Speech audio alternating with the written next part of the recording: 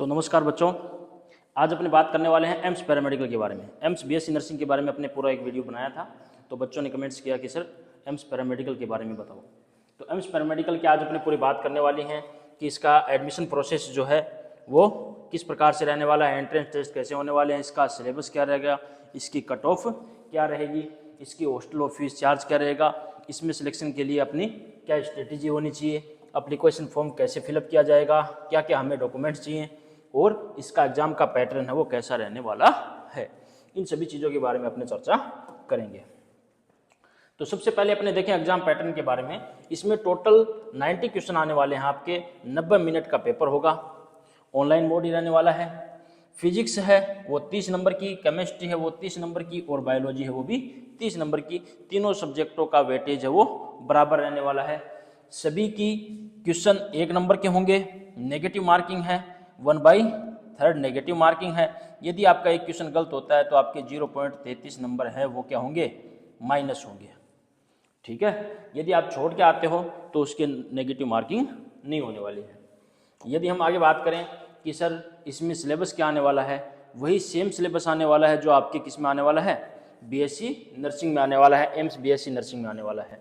AIIMS BSc nursing में आपके 11th और 12th की दोनों पीसीबी आने वाली हैं, नए एनसीईआरटी के हिसाब से आने वाली हैं।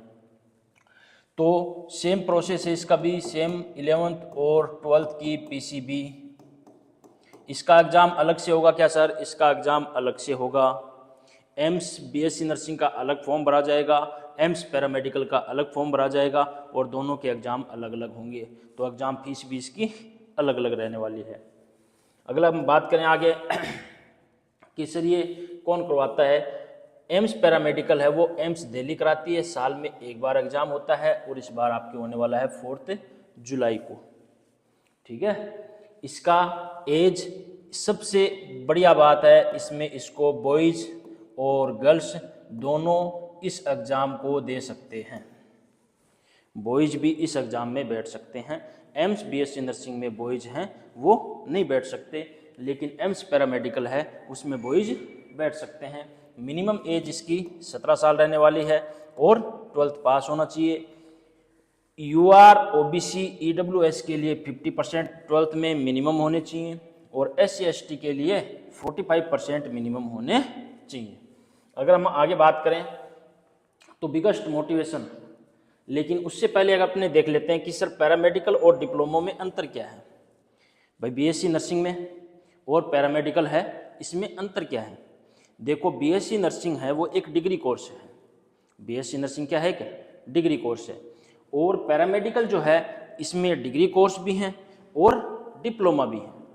और आपके लिए बेस्ट रहेगा यदि आप डिग्री कोर्स करते हो तो पैरामेडिकल के अंदर डिग्री कोर्स भी हैं और डिप्लोमा भी हैं, दोनों ही इसके अंदर आने वाले हैं। जैसे हम बात करें किसकी, डिग्री कोर्सेज की, तो डिग्री कोर्सेज इसमें BMLT है, BRMIT है, BOTT है, BSc ऑप्टो आँखों वाला, BDT डेंटल वाला और BPT, ये 4 इसमें मतलब 5 डिग्री कोर्स हैं। इसमें सबसे ज़्यादा हैं वो मेनली आपको ये मिलते हैं, इनकी कॉलेज आपको बहुत ही कम मिलती हैं।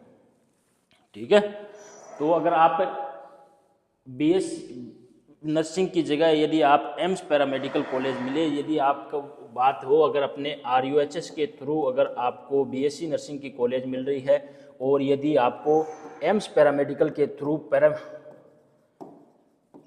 थ्रू यदि आपको पैरामेडिकल कॉलेज मिल रही है, तो इस पर भी अपने एक अलग से वीडियो बनाएंगे कि अपने को कौन से में जाना चाहिए, कौन सा अपने लिए बेस्ट है।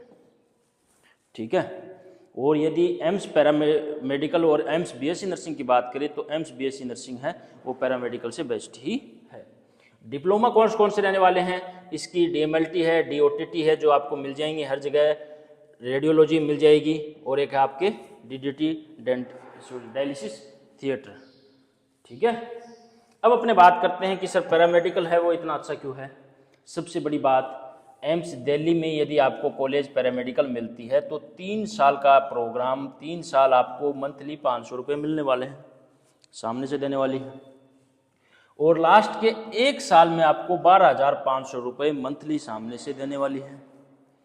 और ये जो चीज़ें हैं वो अलग अलग हो सकती हैं। ये हमने बात की है किसकी, एम्स दिल्ली की।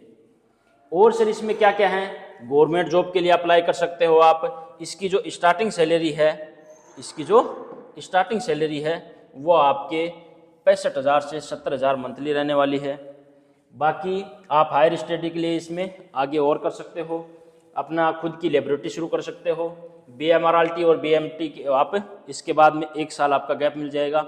जिस प्रकार से ITI करने के बाद में आप इंजीनियरिंग में सीधे ही सेकेंड ईयर में क्या ले सकते हो, एडमिशन ले सकते हो। इसी प्रकार से यदि आपने डिप्लोमा करके ले आए हो तो आप BMRIT या BMLT में डायरेक्ट सेकेंड ईयर में एडमिशन ले सकते हो। 4 साल के आप ग्रेजुएशन कर सकते हो। गवर्नमेंट जॉब के लिए बहुत सारी वैकेंसी जाती हैं। और यदि आप अब्रॉड जाते हो, मतलब कि बाहर जाते हो, विदेश जाते हो, तो आपका पैकेज है वो 2 से 3 लाख आराम से कर सकते हो। इससे बड़ा कोई मोटिवेशन नहीं हो सकता। और एक चीज़ डाउट वो हटा देना कि पैरामेडिकल है उसमें सिर्फ डिप्लोमा कोर्सेज ही, ऐसा नहीं है। पैरामेडिकल के अंदर डिग्री कोर्सेज भी हैं। और यदि आपको एम्स पैरामेडिकल के अंदर कोई डिग्री कोर्सेज मिल रहा है तो आपके लिए बेस्ट अपॉर्चुनिटी है, उसको छोड़ना नहीं है। तैयारी कैसे करें सर? तैयारी के लिए NDA विजन लेके आया है। RUHS क्यूट की तैयारी कर रहे हो तो भी, एम्स नर्सिंग ऑफिसर की तैयारी कर रहे हो तो भी, एम्स पैरामेडिकल की तैयारी कर रहे हो तो 11th और 12th का सेम कोर्स रहने वाला है। और नीट UG की तैयारी कर रहे हो, उसी के आधार पर आपके मॉक टेस्ट सीरीज है वो चालू है। NCERT है वो भगवान के बराबर है, मैं आपको हर बार बोलता हूँ। NCERT की बायोलॉजी की हो, चाहे केमिस्ट्री की हो, चाहे फिजिक्स की हो, एक एक लाइन उसका एक एक क्वेश्चन इजीली करो, ताकि आपके 2 एग्जाम कवर हो जाएंगे, RUHS भी और एम्स नर्सिंग भी और एम्स पैरामेडिकल भी। और ओमर शीट की प्रैक्टिस बहुत ज़रूरी है, किसके लिए? RUHS के लिए। ठीक है, RUHS के फॉर्म की डेट आ गई है। RUHS के फॉर्म है वो 1 अप्रैल से शुरू हो रहे हैं, तो उसको भी जरूर फिलअप करें।